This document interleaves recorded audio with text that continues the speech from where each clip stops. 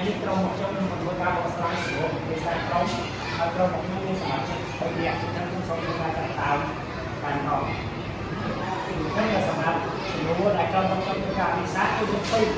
ទី1គឺតើក្រុមធ្វើអ្វីខ្លះក្នុងប្រភេទការបង្រៀនសម្លេងការសរសេររូបតើសិស្សធ្វើអ្វីខ្លះ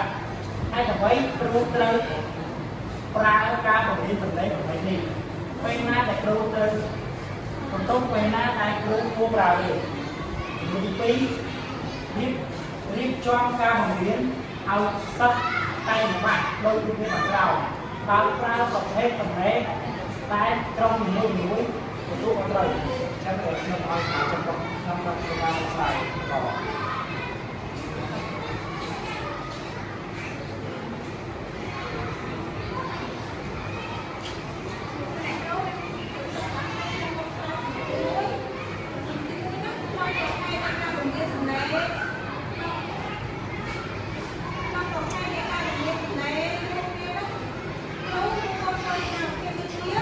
Hãy subscribe cho kênh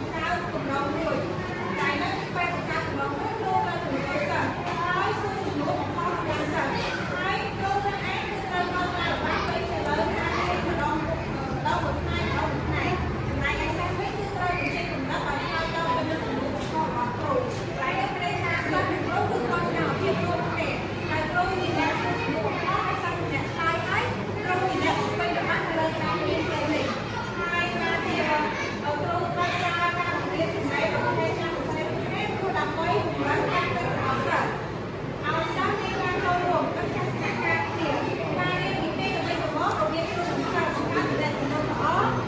để không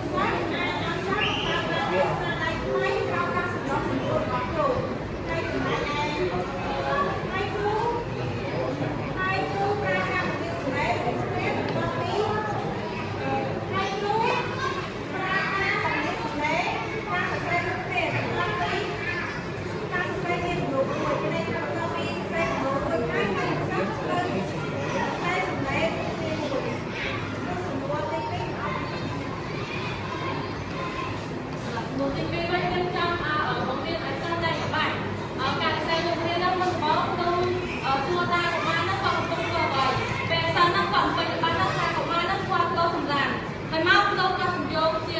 lỡ